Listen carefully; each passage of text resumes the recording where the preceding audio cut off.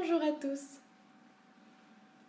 Aujourd'hui, nous allons parler de la stabilité des violations de l'utilité espérée. Comme nous le savons, l'utilité espérée repose sur 5 axiomes. Parmi ceux-ci, nous avons notamment l'axiome d'indépendance.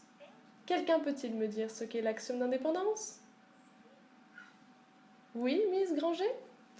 C'est le fait que les préférences d'individus sont indépendantes de la position du choix dans l'arbre de décision. Oui, mais l'indépendance implique également la séparabilité des combinaisons.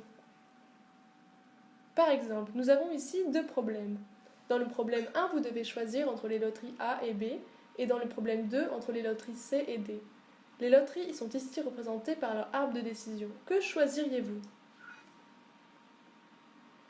AD. Justement, la plupart d'entre vous ont choisi AD, mais ce choix est une violation de l'axiome d'indépendance.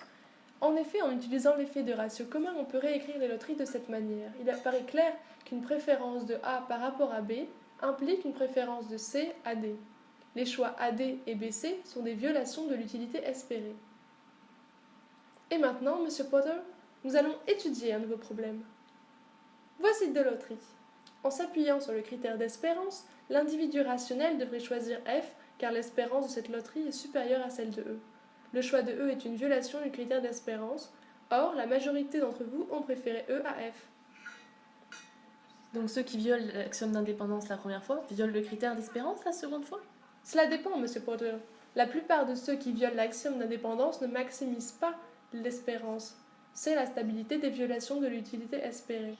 Certains ont violé l'espérabilité des combinaisons dans les deux premiers problèmes et ont maximisé leur espérance. Je ne comprends pas, ce n'est pas logique. Ce n'est pourtant pas compliqué. C'est le paradoxe pour le paradoxe. Ah d'accord, c'est pas sorcier.